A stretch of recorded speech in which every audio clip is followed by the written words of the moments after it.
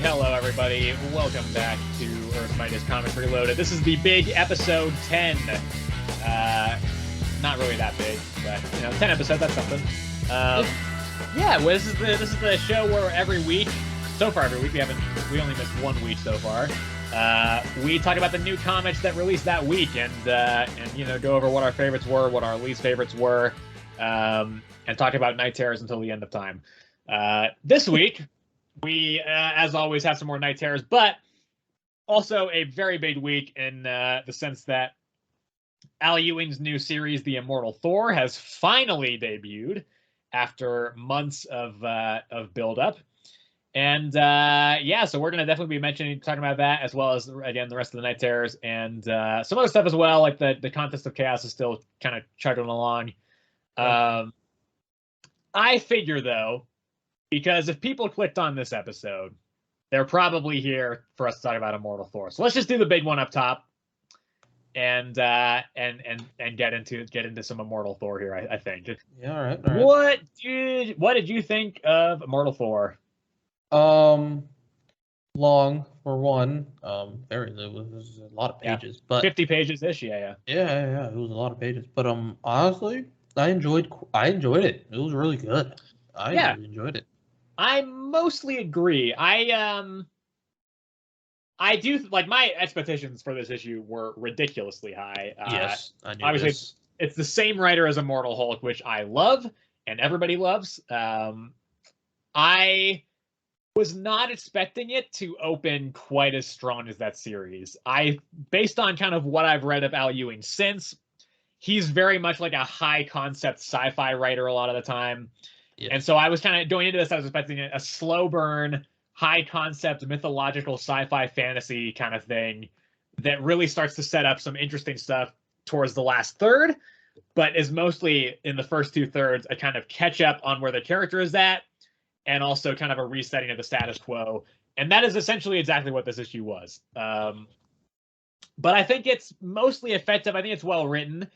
I really like I think it's really cool how Thor just straight up essentially just like says he's really disappointed in the sky, and then the sky just starts like being like, oh shit, sorry dude. Yeah, exactly. Yeah.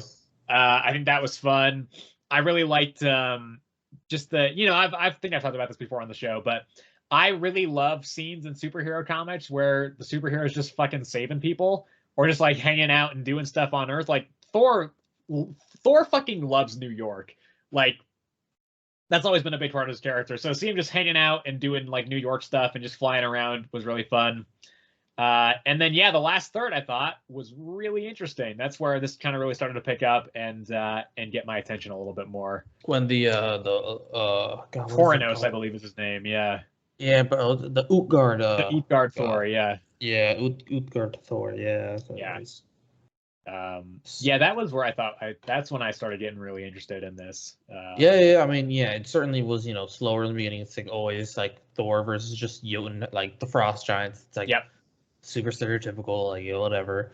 And then that scene where Thor was like, "I'm not disappointed at you. Like, shut up. I'm not talking to you. I'm talking to the sky." And then the sky just stops, and everybody just runs away because they're all afraid. And and then Loki shows up. And then is Loki narrating this, by the way? Because I think that was what I gathered by the end of it, but I'm not sure. I think possibly, maybe Loki's the god of stories now. So yes. I guess possibly then. That was my guess. The way the narration was structured, I was like, okay, this is clearly a character within the story, and I felt a little bit of Loki from it. We don't get that confirmed 100%, I don't think, but. No, but and then they possibly die? Question mark. They just disappeared. I think I don't know what happened there. I think Loki's just being tricksy.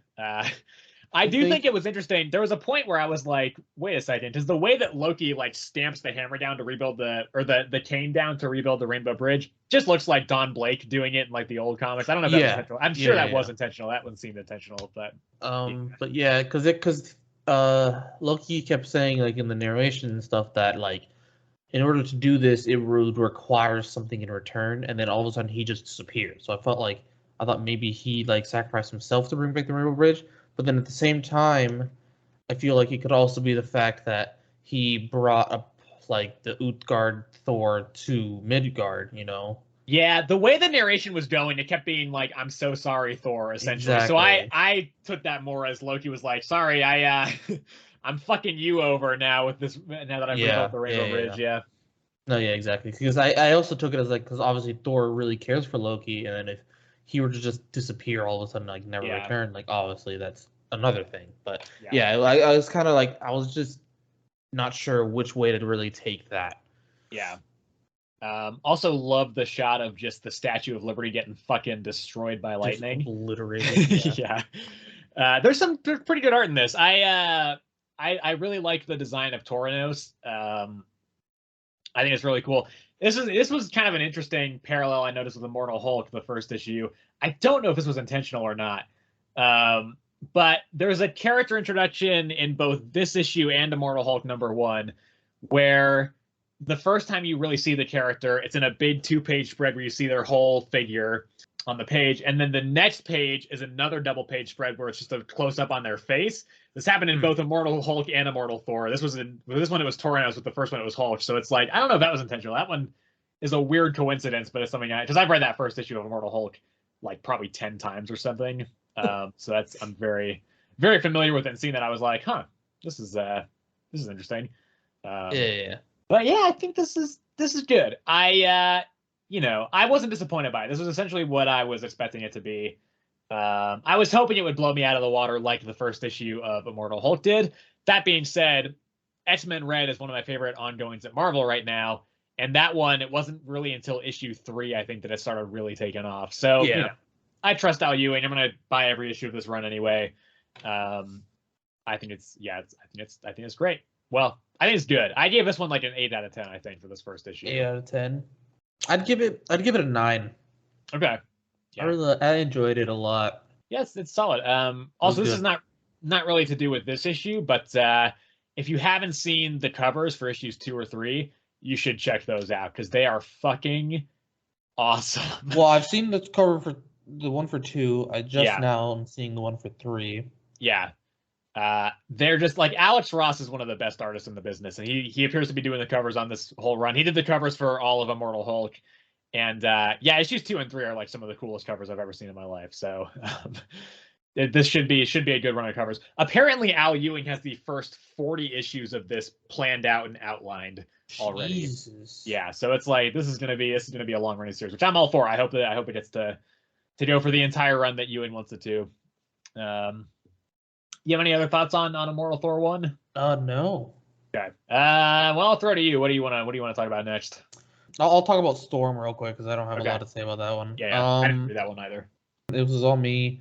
God, man, what's this dude's name? Travis. Yeah. All right. So, if I remember correctly, Rogue got captured by Blowback. The X-Men are trying to find her. Storm she just doesn't do shiz.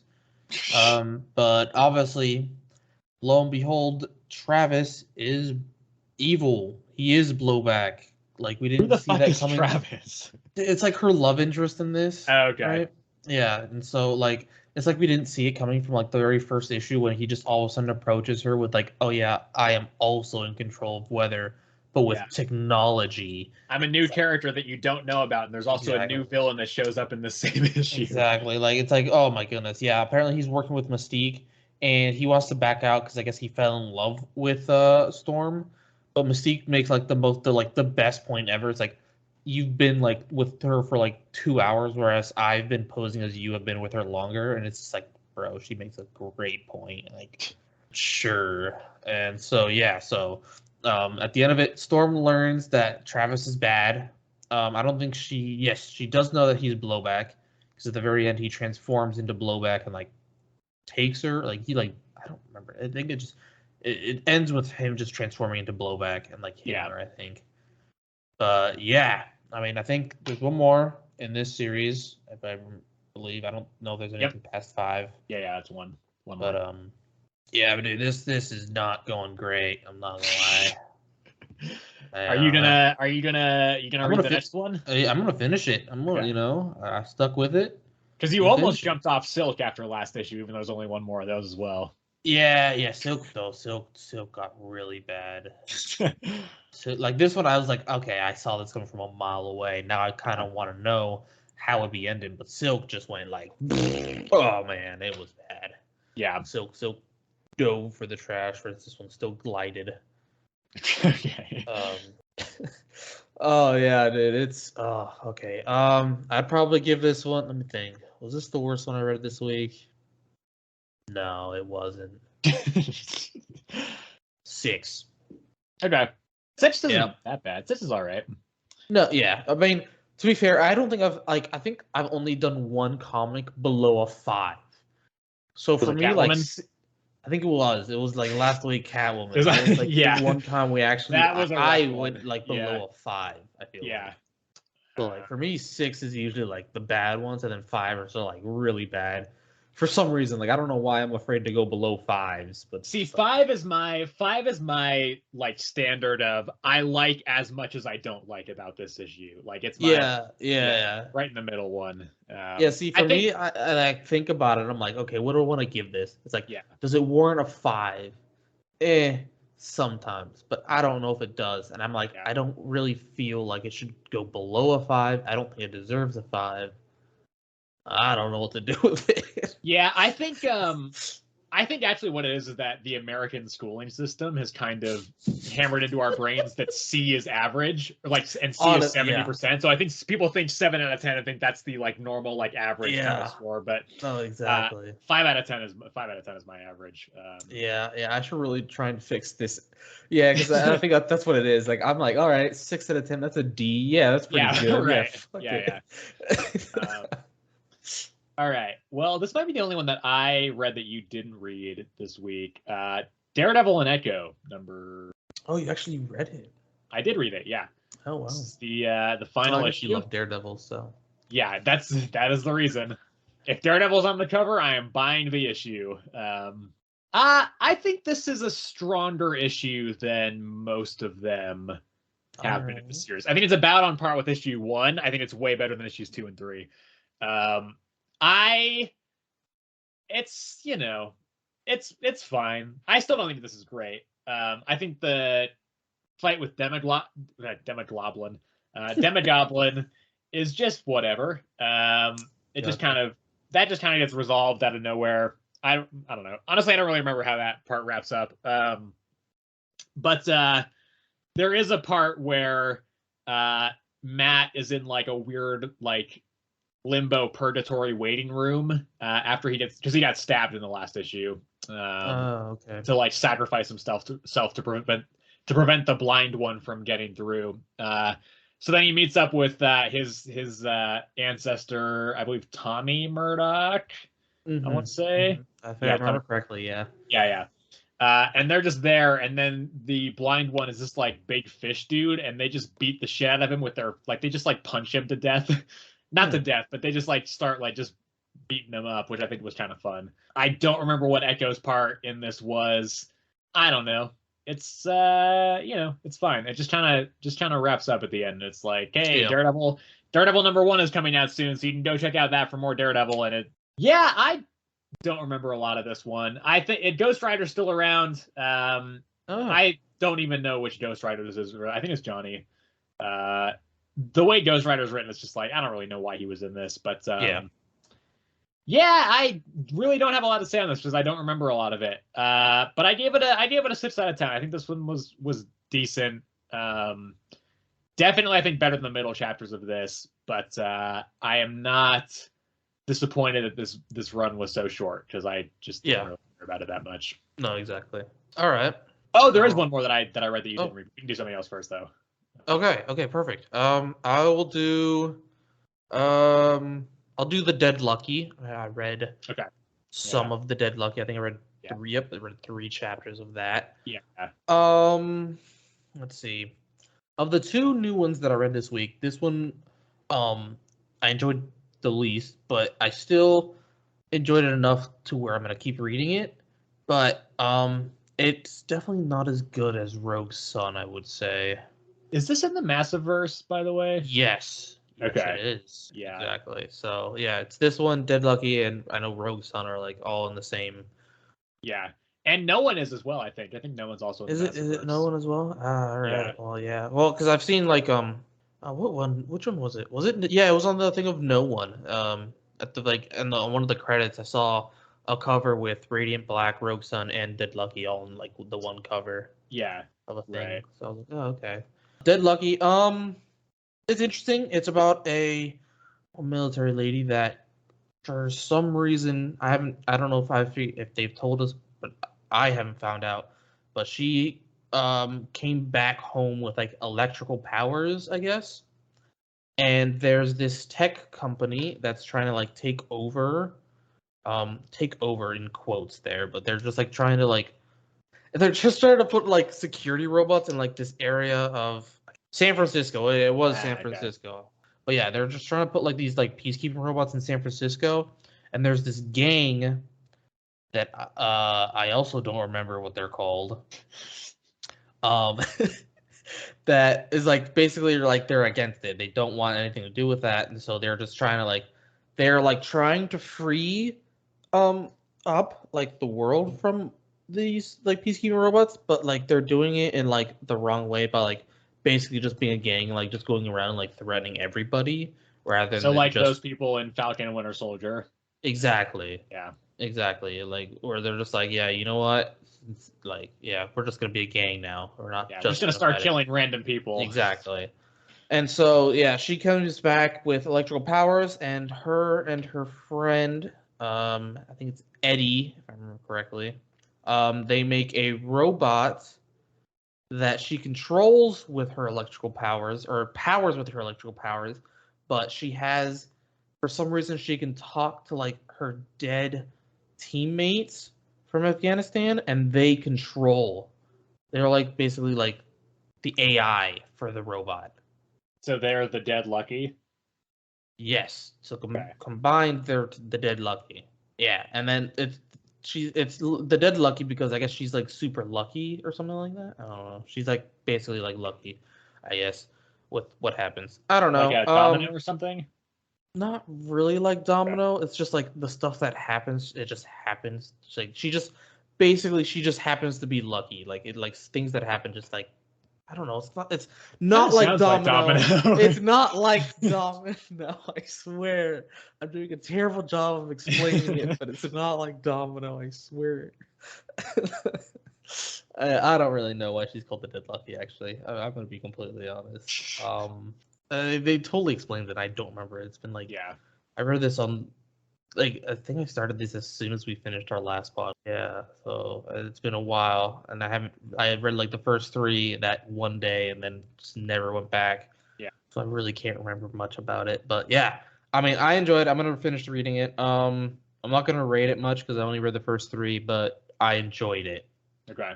Let's see. I think the only other one that I read that you didn't read is Bone Orchard Mythos Tenement number 3. I really like this one. I think it's really good. This feels like the series is kind of kicked into gear more fully now, because at the end of the last issue, they got transported to that weird like hell area in their whole building. It was all red and stuff. This one, they start descending the building, and the way it looks like this is going to go is each issue is going to focus on a different floor of the building, which will have some sort of creepy challenge or obstacle in it. Because essentially, this is they're on floor 7, and they're going through floor 7, and then at the end of this issue, they're like, all right, 6 more to go, and there's 7 more issues. So if they do one more floor an issue, then that gets up to issue 9, and then issue 10 could be the wrap up or something. I don't know if that's the way to go, but yeah, this one is, the gang just kind of starting to go through and try to get out of the building, and there's weird, creepy demon monsters that are just kind of floating around in the shadows. I think they do kill one of the characters. They drag her off at any rate, and it seems like they also might be killing a character every floor, because the way they say it in this is at the very end, Isaac, I believe is his name, is like, yeah, there's 6 floors left, and there's 6 of us left. So Yeah. probably one of us is gonna die here. So, but yeah, I think it's good. I think I haven't read. I haven't read all of 10,000 Black Feathers, which is the previous Bone Orchard Mythos series. I read Passageway, but I think having not finished 10,000 Black Feathers yet, I do think this is the most cohesive as a story. Passageway was cool, but it was very it felt very abstract, and there was lots of weird metaphors and stuff that I was like, I don't really know what's happening in this series. Yeah. Or in that, because I would think there was just a single issue. Whereas this one, it does feel like there's a real narrative kind of being woven here that I think works a little bit more as a as a series. Yeah. But yeah, I think this is a really solid read. I think it was a really, really good one. The art's pretty cool. It's very dark. The art is very dark to the point where it's a little bit hard to see. Yes.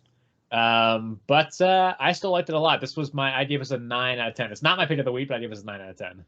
Do you think them going through the 7 floors and whatever is them going through hell? I think possibly, yeah. Okay. I don't know for a fact, but I could see it going that way. Yeah. Yeah. Yeah, I don't know. It's a cool series. I definitely would recommend this. I don't know. How did you feel about the first two? See, that's the thing. I think I'd like this one a lot more than I liked the first two from the way it sounds, honestly. Because the first two I didn't really like that much. Yeah. Actually. I do worry that if they do this kind of whole 1 floor per issue thing, that it could get kind of repetitive, and that it's just kind of because the obstacles and the things that are in each floor, once the characters hit the staircase, they don't follow them anymore. So it's there's no kind of build up there. So if it is just this kind of single issue or single thing throughout all the issues, I don't know how much longevity that has as a premise. But we'll see. I think so far it's definitely pretty cool. All right. Well, the Oddly Pedestrian Life of Christopher Chaos, number 3 that I read. This one has them, at the end of it, they're getting chased around by the white church people. Okay, yeah. I remember those guys. Yeah. Okay, good. You remember those guys. But it's basically Christopher Chaos, Dracula Boy, and then the werewolf's girlfriend. They basically get detention together. I don't remember how, but they all get detention together. And then the police, there's a police lady, and then the sheriff. And I guess I'm pretty sure the sheriff knows more that he knows about the white cloaked people and stuff, and he's just not telling the other lady. But they basically come in and interview them three in detention, because they are the closest to the boy that died, the werewolf that died. Yeah. So they basically are we don't know anything. We're just kids, basically. But then the white cloak people come into the school for Dracula Boy. I'm pretty sure it was for Dracula. Yeah, it was for Dracula. And then all 3 of them are running around, and that's pretty much it. Yeah. Yeah. You didn't read it. I don't remember. You said you kind of enjoyed it. Yeah, because my problem with the first one, because I only read the first one, is that I did not care about the teen dramedy elements of that first issue, and that was most of the first issue. I thought the stuff with the werewolf dude and the that weird group was interesting and cool, but the rest of it I was just I just don't gel with this. Yeah. That's right. Yeah, no, this one did have a lot more of that drama stuff, honestly. Yeah. Mostly between Christopher Chaos and the Dracula Boy. They were beefing it out, and then Dracula Boy and then the girlfriend. But we did actually see a bit more. I forgot to mention, we did see a bit more into the inner workings of the white cloak people. Okay. We saw, I think, what I want to call the leader. He called in one of his subordinates and was basically it started with him asking him, "Is he a vampire?" And then the dude was like, "No, I've never in my life." And he's like, "Then do you need permission to enter a doorway?" And he's like, "No." And he's like, "Yeah, you're right. Vampires will come in regardless. They don't have to ask for. They don't have to wait for permission. Yeah. And yeah, he basically like invites him to like a dinner thing, like, and the dude thought he was being praised, but then he gets killed, and we learn it's because he like let a monster go somewhere else. Okay. But yeah, that was pretty much what happened in this one, honestly. Right. Not too much. But I still am enjoying the series, honestly. Yeah. I'm still enjoying this one. I'd give this one 7.5. Okay. Right. Yeah, I'm still not really planning to read more of this unless you make me, but yeah, that's fine. Okay, how about Fantastic Four Annual #1 next? All right. This is the part 3 or part 4, depending on if you count the prelude in Scarlet Witch Annual a couple months back, of Contents of Chaos. I think this is the best issue so far. Honestly, I will agree with that. I will agree with that, actually. Yeah. Yeah.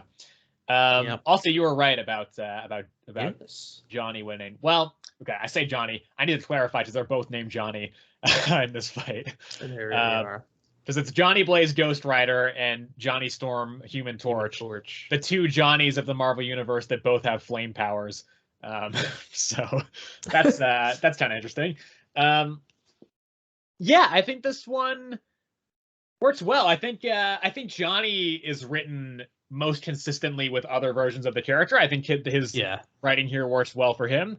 I wish they'd get rid of that fucking mustache he has. It looks so handlebar bad. Mustache. It looks. I was like, what is that on his face? That's been going on in the current run of Fantastic Four, and I'm like, please just shave the mustache, Johnny. It looks terrible. It looks terrible. But yeah, and then it's also Ghost Rider. I think that the Ghost Rider writing here is a little bit silly. I was about to say, like, I didn't understand it at all. Yeah, like, what the hell was that? I think it's like cartoonishly exaggerated. Because I think it's not out of character, but I think it's like really ridiculously exaggerated in character writing for him. But I think it's kind of funny. I think it actually works in here. I think the fight is probably the most fun and creative of the three issues so far. For sure. Yeah. I do think it's a little bit weird because ultimately Human Torch wins. I think it's kind of strange that it's not actually Johnny that beats Johnny. It's the cat it's this like little demon cat that pushes Ghost Rider off a bridge. Into what we assume will be water. Yeah. I think though it's kind of fine because Agatha even kind of mentions that where she's right at the end when Johnny walks in, she's like, okay, I guess I'll count it as a win for you. Yeah, exactly. It's like, oh, you won. All right. Yeah. But yeah, I think it's fun. It's interesting. I think this is the first time it's just been in a normal city, except they just made it look like hell. Exactly. Well, it's like, yeah, actually, yeah, no, yeah. But I don't have too much to say on this, but I do think like of the three main parts of this event, I think this is definitely the most fun. Also, like Ghost Rider gets a demon unicorn van. He gets a van as a vehicle instead of a motorcycle this issue. And I thought the design for the Hell Train was pretty cool as well. It looked really cool. But like, okay, so like, either I missed this while reading, or like, I don't know. Why did they start fighting?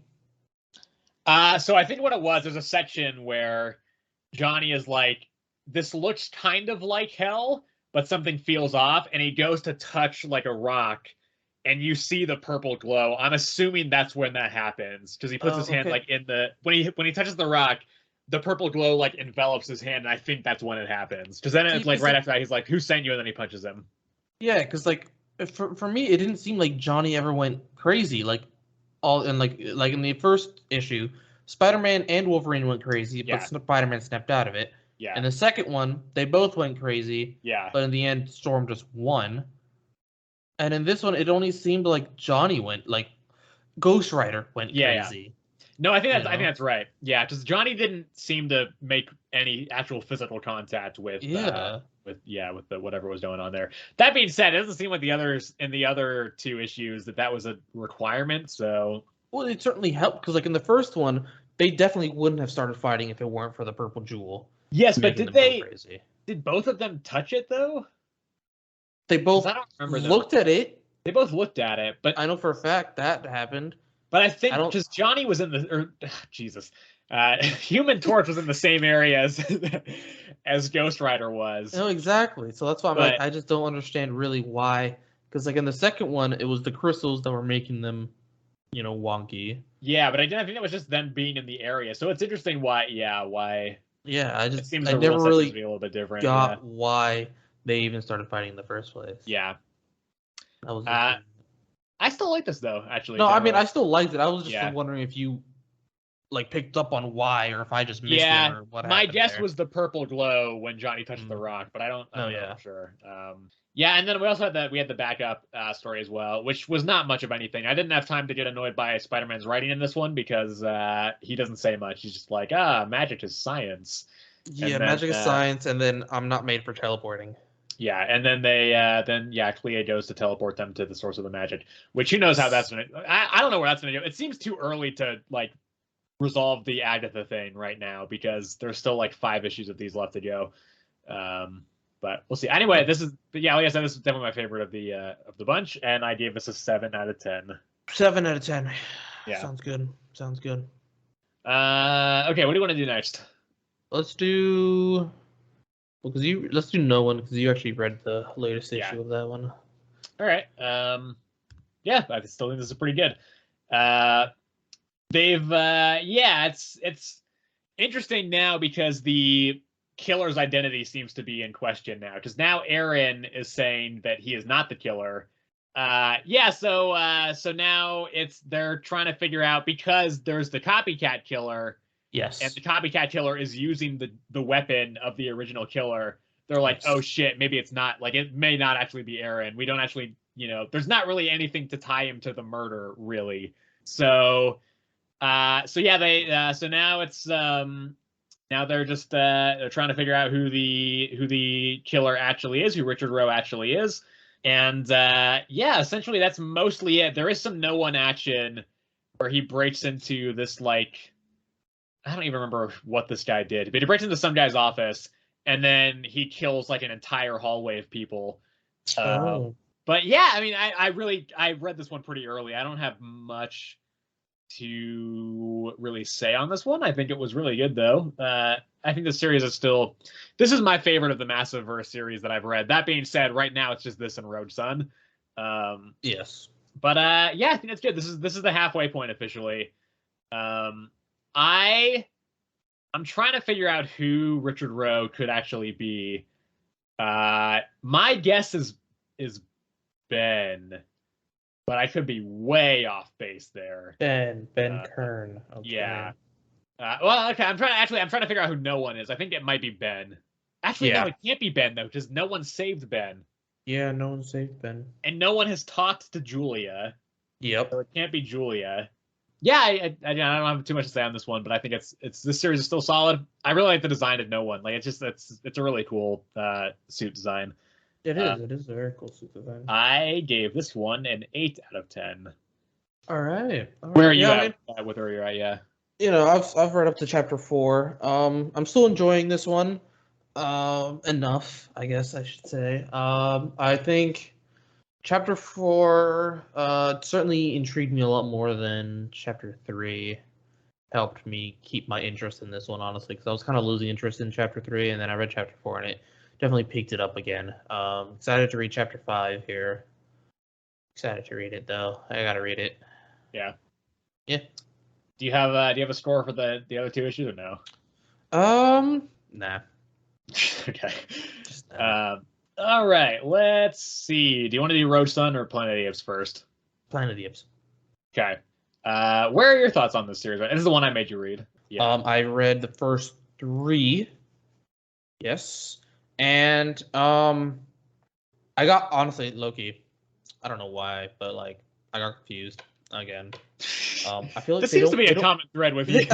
Okay, they don't warn you when they go back in time, forward in time, or anything until like literally they'll go back in time, like they'll be like present day, and they'll just go back in time with no warning, and I'm thinking, oh, okay, this is still present day, and then they'll go like a bit more into the future, and it's just like, what? Okay, I should clarify before anybody listening gets confused. There's not time travel in this series; it's just flashbacks. It's okay. Yes, flashbacks. I need to say whatever. Same thing in the end. Okay, so like the soldiers, what's her, Juliana, right? You kind of saw a bit of her backstory, and I thought that was just happening present day. Like, oh, okay, this is just happening to this lady in the hospital. She just lost her daughter. No, apparently that's her in the past. She was just having a flashback before talking to some apes on the plane that's in the present, and it didn't tell us that. So I'm just like, oh, and so like I just hate it when like, just like they like continuously go back and forth between like flashbacks and then present, and then like not tell you like or not like show you in some way that this is a flashback, you know. But yeah, what can I say? I am enjoying it regardless, the story wise. There are like two separate stories in this though. Yeah, because there's also Pug. Yeah. Yes, Pug. I am more invested honestly in the soldier side. I was as well, yeah. Yeah, so the Pudge stuff is very it's a very light backup story. Yeah, this seems to be just like honestly, if this were to happen in real life, I could see it happening the exact same way. Oh, 100%. People being like, it's not the apes' fault that this flu is spreading, and then people being like, it's like they're the one that caused it, they're the one that's spreading it. It's like, yeah, literally the science behind it is it's man-made, and apes can't even spread it. They don't even get it. Yeah, like they literally don't even get this disease. But yeah, no, it's always the apes' fault. There's definitely some real life political connections to be drawn to this series. 100%. Like I was like, it's literally the same. And I'm like, damn, dude, this is like kind of hard to read because it's like, God, this is literally what would happen. Like actually, that's just I find that sad. Yeah, yeah. I think since issue 5 is the last issue, I think 4 is definitely the highlight of the series. I think issue 5 is decent. I think it should have had one more issue. I do feel like it felt a bit rushed here. Because I think kind of the setup here is that the terrorist group, the Exorcitus Viri, has taken Washington, D.C., and the Apes and Juliana have to go and take it back, essentially. Gotcha. And that whole action sequence, it's like 5 pages, and then it's just over. Oh. Yeah, it's real quick. So I think they could have benefited from doing like an entire issue focusing on that. Because I think that would have been really interesting. Like a tactical war through the streets between the terrorist group and the Apes could have been really cool. But we just don't get much of it. And then the rest is kind of wrap up. But then it's like, hey, yeah, the Apes are at the CDC now and everything's going to be all fine and we're going to live happily ever after. And I was like, oh, okay, that's it then, huh? Yeah. So it did feel a little bit rushed. The Pudge story, this one made me, I thought this was going to kind of converge and Pug would end up in the fight for DC as well. Yeah. He's just not. Like, it's just completely separate. Which is fine, but I was just like, what? The way this one, especially, it's just kind of like, yeah, humans thought that Pud was an angry gorilla that wanted to kill all humans, but actually, Pud was pretty all right. He was just trying to kill the terrorist group, and I was like, okay, cool, but what's the point? So, you know, I liked the story on the whole. I think it was well written. I would have liked to see another issue, and I'd be down for another miniseries of this as well. I think this was way better than I thought it was going to be. Yeah. Because I just picked it up because my dad likes Planet of the Apes, so I was just going to give him the issues, but then I ended up really liking it for the most part as well. I give this a 7 overall. I think this is maybe the weak. Well, maybe it's not. I don't know. I didn't love issue 2, but I think this is maybe the weakest other than that of the bunch. I do feel like it ends kind of abruptly. But yes, decent series on the whole. I think it was fun. Yeah, I'd probably give it right now. I'd probably give it like as a series from what I've read as a whole. I'd probably give it like a 6.5 right now. That means Rogue Sun is next. Yes. This is the one that you made me read. You got farther in this one than I did. I read the first 4. You read the first 7, right? I did read the first 7. Yeah. I think this was all right. Damn, dude. I heard a lot of hype for this series, so I was excited to read this, actually. And then, I don't know. I just don't feel like it's that... I don't think it's that much of a... I just don't see... I don't see how this elevates itself above a lot of the other stuff that's coming out right now. It feels... I'm not going to say generic, but it's like, I've seen this before. You know, I don't think it does... I don't think it's changing the mold here or anything. I think it's, it's well executed enough, but I didn't find much to care. I thought Dylan is pretty one note as of right now. At least I see some depth starting to develop with, particularly with him and Brock in issue 3. I think that was they had some nice moments there. Yeah. But, he is developing. But as the point I'm at right now, I think the characters are kind of generic and everybody's just arguing with each other all the time, and it's kind of irritating. And I also don't think the villains are that interesting. And I know that's partially the point. Like, the weird werewolf guy, it's like, these guys were nowhere near the top of Roach Sun's Rogues list. Or Rogues Gallery, rather. So I get, that's not going to be a huge major... I get it was kind of building up to more interesting ones. But I thought the witch doctor dude was kind of cool. Root, whatever his name was. Yes. He was kind of interesting. But then Demonicus or whatever her name was, I wasn't Demonica, Demonica. I wasn't super invested in her. I was, because I'm not... Spoilers for this series. I'm up to the point where they reveal that Dylan's mom killed Marcus. So, that's interesting enough. I guess it kind of came out of left field, but I haven't read the next issue, so I don't know kind of much more info about that. But I just, it's nothing I really haven't seen before, I felt like. And it was, it was executed well enough, but it didn't really get me to that point where I was actively caring about it. I wouldn't be against reading more of this, but I'm also not, it's not one that I'm really going to look forward to picking up or reading more of. You said you read to number 4? Yes. I'd recommend reading to number 6. For sure. Because at the end of number 6, I feel like it all comes together, and it's not to say too much, but it's basically just going to be him from now on. Yeah. A little bit more, and it's going to be a lot less, I feel like, of the arguing. So. Well, I'm assuming, because I know they made that deal where Dylan was like, "Hey, as soon as we find your murderer, you need to get out of my head." And exactly. Him, so. No, exactly. So, but yeah, I think read to number 6, 7 kind of felt like if anything, like a filler chapter in there, But I would recommend keep going with this one. I think you enjoy it more as it goes on. I love the design of Rogue Sun. I think that's a really cool character design. Yes. But yeah, I don't know. I think I'm ending on I'm gonna give us a 7 for the series so far. I think it's good enough, but I wasn't blown away by it. Yeah. I really enjoyed what I've read so far. I actually really enjoyed this one. Of all the Massiverse ones that I've read, I think this one so far is my favorite. I'd give this one probably like an 8. Okay. I'd give this an 8 right now. Fair enough.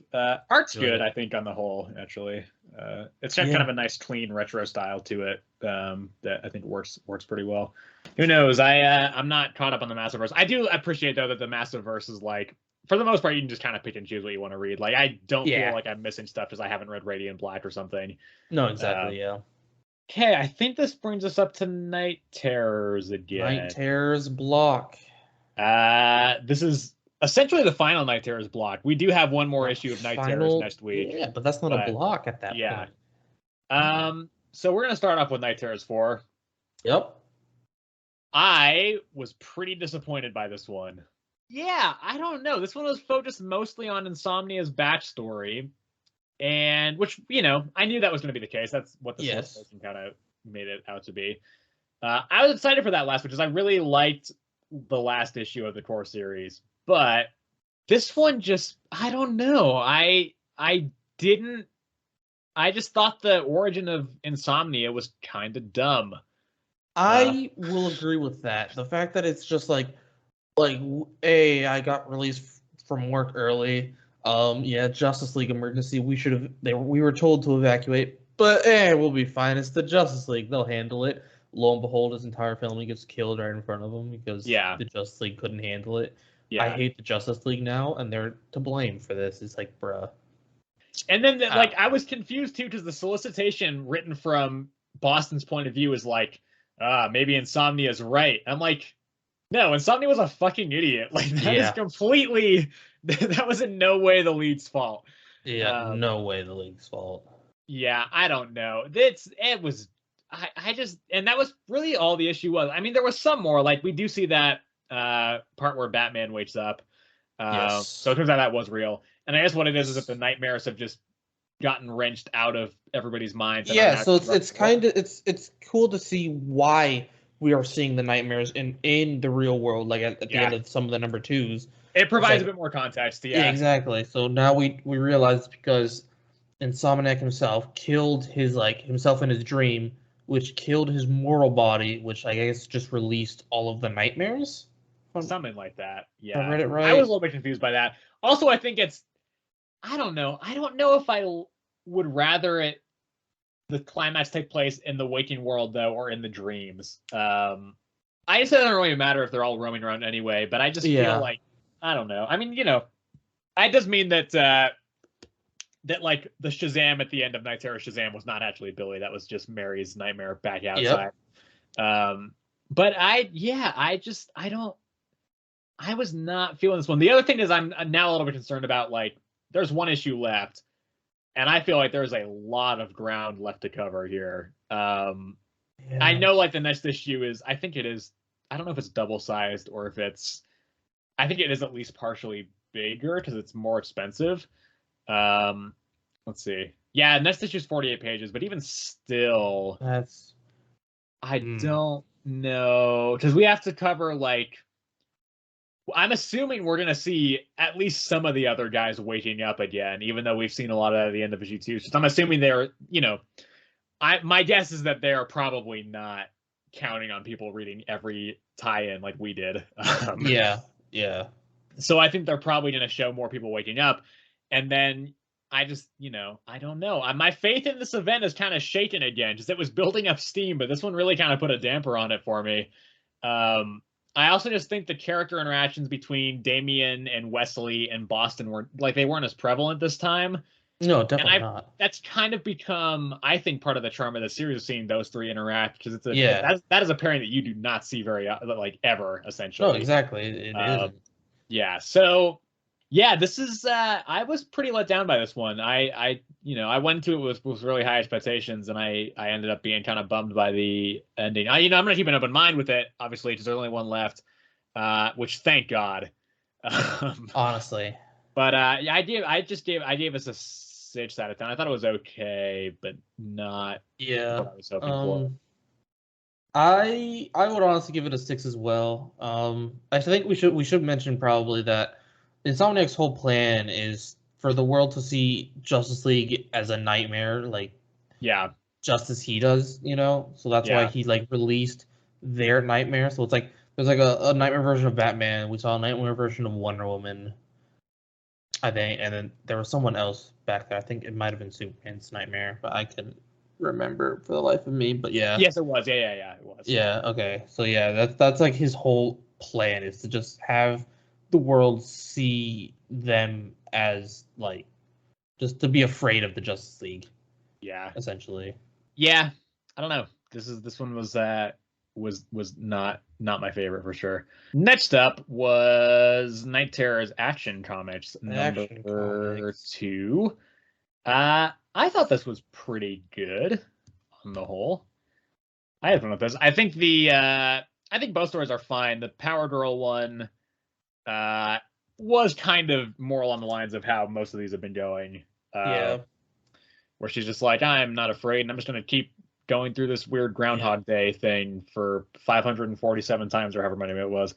That was fine. I think the Cyborg Superman one was kind of cool. It certainly felt super nightmarish, that's for sure. Yeah, there were some interesting designs there.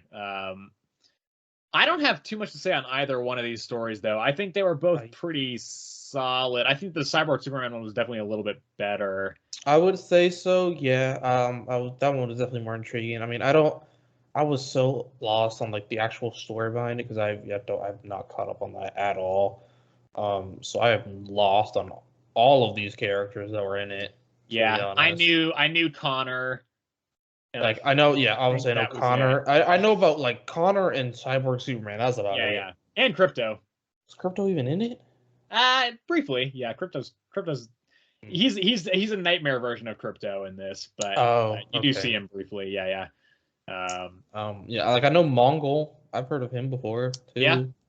Yep. That was like about it. But like all the kids and stuff, I'm like, I don't know any of these guys. Yeah, it's like Otho Ra, Keenan Kong, Con L. I'm like, who are any of these people? Honestly. Yeah. I think it was fun enough though. This one does look like it's going to be coming back around in the main series. Yes. Which that's the other thing. So many of these are like continued in Night Terror's Night's End. So many. And it's like, how are they going to devote panel time to all these people? I just don't. I don't get it. But I think if I had to split it, I would probably go like a 7 for the Power Girl story and an 8 for the Cyborg Superman. Yeah. So I'm gonna give it a 7 overall. I think. I'm gonna go 6. I don't know. I think it's I having read the first couple issues of Incredible Hulk by Phil Kennedy Johnson.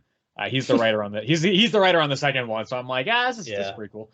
Next up was Night Terror's Angel Breaker. God, I don't even know on this one. Honestly, I got really lost when I was reading this. I could not understand what was going on. Lost. I was so lost. There are so many like weird, like there's a weird cult and there are characters in there and they're worshiping a god, but then they're like the leader of the cult is this other person and one of them's like a plant to like. I honestly couldn't tell you what happened. I just know in the end, Angel Breaker and Raptor fell asleep. They have this stone thing that keeps him awake, and he's trying to take it to someone in the Justice League. That's about all. They sent one of the kids off to go and bring it to some of the heroes or something. It's literally they were just like, find a hero. One of them should be awake. Find them. It's like, I think the relationship and the back and forth between Angel Breaker and Raptor is kind of interesting.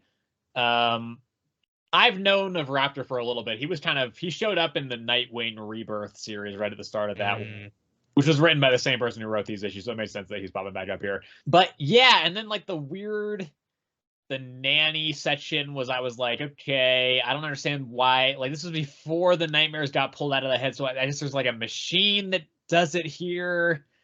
There were some brutal deaths in this. There was some, yeah. Yeah, a kid gets beheaded.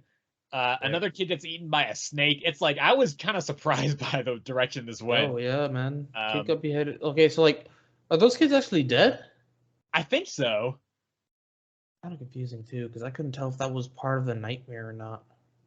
Yeah, it's hard to tell. I don't even know who Angel Breaker is though. Like even after this, I still don't know anything about this character. Yeah, I don't know. I got thrown off by this. I was really confused. There's so many weird elements that are going on here, and I don't recognize any of them. And they were all like, it felt like they were all like background knowledge that I should have before going into this. I did kind of enjoy the back and forth between Angel Breaker and Raptor, but other than that, I didn't find much here.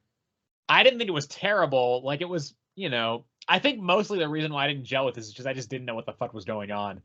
But I think I'm gonna give this a 4 out of 10. Oh wow! It did not click with me. I was actually also gonna give it a 4 out of 10. Yeah. I was lost throughout. Honestly, I'm gonna just say through both of these fucking issues, Angel Breaker 1 and 2. I read them back to back essentially as well, and I still didn't know what the hell. Yeah, and for me it was like a 3-week intermission between the two. I couldn't remember the life of me when I started reading number 2. I couldn't even remember for the life of me what happened in number 1. Yeah, and I read like the first 2 pages. Like, okay, yes, I remember something with these kids. Yeah.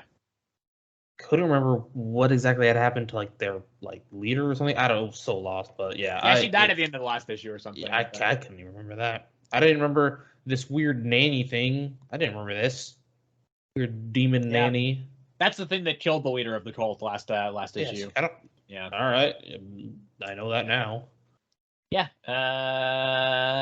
This was didn't like it. Didn't like it very much. Not as bad as Catwoman last week, but God no, I don't think we've had no. I don't think any of the ones this week were as bad as that one. Yeah. Then next up is Night Terror's Detective Comics number 2. Detective Comics. I think this was great. I like this one. Yeah. I like this one a lot. Yeah. I was a little bit confused. There's some elements where I'm like, okay, so who are these fifth dimensional beings that are here? Yes. And like, were they, because they were like,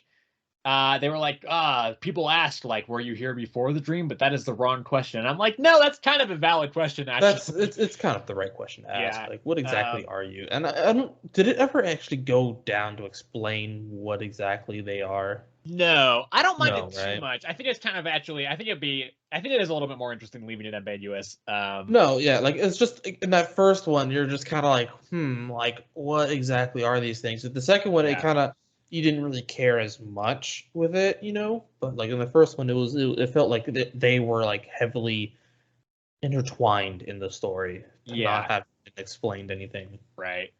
I think ultimately part of the reason why, well, first of all, the art's incredible. I just want to get that off the bat. Yes. It's insane. It's super cool. But one thing I also really love about this series in particular is it really feels like this is like a horrifying nightmare, and Jim doesn't beat it. Like, he doesn't actually, like, he just wakes up because the wave wears off. Like, he doesn't, it's not one of those situations where he's like, well, I'm not afraid anymore, and now I am more powerful. Like, straight up, the weird fifth dimensional beings are like, you know what? I'm just tired of fucking with you now. I'm just going to leave. And so I think that was really effective and a really nice change of pace for having read so many of these, because you've read 46, I've read 45 of these. That's a lot. And so many of these are just the same. So to see that thing where it's just like, yeah, actually, you don't win this one, Jim. You just wake up and you are just horrified the whole time. You don't, it's not like a... Yeah, well, yeah, because it's like, this is like the first like normal human that I feel like we've had in Night Terrors. Because I'm trying to think, like, technically, like, the rest of them Batman are like... count? Probably not, right? Well, because he's like technically considered like a superhero, right? At this point, Joker's like a super villain. Yeah. If you wanted to consider him. Harley, maybe. The Robins, same thing, but they were trained by Batman, so exactly. I think they also have kind of a, Like, Jim is literally just a beat detective. Like, that's it. That's all he's got. Yep. Yeah, it's, I think this was it was really effective. And actually genuinely creepy in a way that not a lot of these have been. Yeah. The art gets pretty horrifying in points, like the stuff of like Jim being half smashed to pieces was a pretty gross and creepy image. I think it worked really well. And this was my pick of the week this week, actually. I gave this also a 9, but better than Bone Orchard. I really enjoyed this one. This one was really good. Yeah, just the whole idea behind him, like, basically being as fragile as glass, and like him just constantly breaking down with every single thing that he like basically did. Yeah, every decision that he made. And like I feel like the fact that like taking down Batman had like the biggest impact on him, like shattering himself in that sense. Like, that was like pretty smart move from there too, because he relies so heavily on Batman. In general, I do think also like Jim's a normal person, but you see some like he's a sharp guy. Like, you see him do some real, like, the whole like tricking that dude into thinking that he brought his wife and kids with him, and he's like, who do you think I am? I'm not fucking. I would never do that, but now you fucking fooled you, and and now I'm gonna blow you up. Yeah, this was just it was really good. I also think it really captures the feeling of when you wake up from a nightmare, and like he's like walking super slowly still, because he's like, oh god, I'm gonna break apart, and he's like, what? No, of course it was just a dream. But like, you know, a couple weeks ago, I had a dream that a coworker got me sick, and I woke up being really mad at that coworker because I was like, ah, shit, he got me sick, and then I was like, wait a second, I'm not sick. This is so I think it captures that well as well. Yeah, so this is my favorite of the week. Yeah, this one was really good. I'd give this one a 9.5. I'd give this. Yeah. 9.5. I'm assuming this is also your pick of the week then as well, because the last two are not as good as this one. Yeah. Well, moving right along to Night Terror's Harley Quinn, number 2. This is written by the same person who wrote Night Terror's Catwoman. So walking into this, I was like, it took me I did not read this one for a while because I was like, oh god, not again. But I think this is all right. I think it was all right too. I mean, I couldn't tell for the longest time whether Harley was actually dreaming or not, though. I mean, why? Well, okay, why would you think that? Well, because it was like the first issue, she seemingly just goes straight past all her nightmares and then ends up in a weird simulation room. Yes. And the voice is like, "Ah, you beat your nightmares super easily." So I was like, "Wait a second, is she not in the nightmare anymore? Or is this just like she's in a?" Because I know Harley's been doing a lot of multiverse stuff lately. Yes. So I was just like, maybe they're just like, yeah, we're actually just gonna ignore Night Terrors and just do this other Harley story within the middle of it. But no, she is dreaming. Yep. And I guess her worst nightmare is that she's in the Justice League. It's not the fact that I feel like it's not the fact. I know it's more complicated than that. But, yeah, I don't know. It's a lot more complicated than just being in the Justice League. But yes, that's basically like one of her biggest is like her biggest fear is like basically being a main part of the Justice League. Like, I mean, I think it was kind of fun how they changed up the art style to make it look like a classic comic when Harley was in the Justice League world. Other than that, though, I really don't have too much to say. There's also a really weird backup story that I was like, why? What's the point? Yeah, I didn't even bother reading it this week. Yeah, I read it, and it was essentially just they're in a ship that's holding back these like cosmic void things, and the ship is the only thing keeping the cosmic voids from devouring the universe. And then Harley's in a time loop and keeps bringing a version of herself to hold off to like pilot the ship and make sure it like holds off the chronal time wave thing. And it's like just like cosmic quantum vacuum thing. I think it's called quantum vacuum. And it's just like, it just felt really weird and out of place and unnecessary. And I was like, I don't know what the fuck the point of this is. I don't think this was that bad, but I don't think it was that great either. No. This is a 5 out of 10 for me, I think. Man, can't. Oh man, this is difficult. I'm gonna go 5, 5, 5, 5, 5. Yeah, 5, 5. No, it's like you said. It wasn't great, but it wasn't bad per se. It's kind of just there. Also, there's another like weird fifth dimensional being that shows up and is like, Harley, you're gonna wake up now and go be with your friend Batman. Then the final issue of the week, and also the final Night Terrors tie-in, is Night Terrors Titans number 2. You liked the first one of these, right? I thought I did. I really did not like the first one. I thought this one was better. I enjoyed the like whole thing behind it being like they're in the tower's dream. I think that was interesting, but up until that point, I was like, this is bland and generic and not that interesting. I think this issue, it's better. I think it's interesting. I absolutely did not call the fact that that other random person was the manifestation of the yes. tower. I feel like I probably should have, but really, honestly. Yeah. I don't know. Again, this is also one of those ones where it's just like the problem with ending on Night Terrors every week is that so many of these I don't have anything to say on. But yeah, they just they break out of the tower. Of the tower's nightmare. They're like, hey, tower, you're the hope. You represent hope now, and you're our friend and stuff, and you're alive even though you're a building, and now you're our friend again, and now we're gonna go beat up the rest of these nightmares. And that was pretty much it. It was just kind of a big fight issue other than that, where they were just fighting the nightmare themselves. Yeah. You know, their biggest, nightmare versions of those, because there was a Raven Trigon, there was, a Dark Starfire, I want to say. Yeah. There was, this weird monster beast boy. Cyborgs, I didn't even remember what Cyborgs looked He like. kind of looked like the Barbara Batgirl monstrosity from Punchline. Gotcha. And then there was Donna's weird multi-limbed thing. yeah. That one was weird.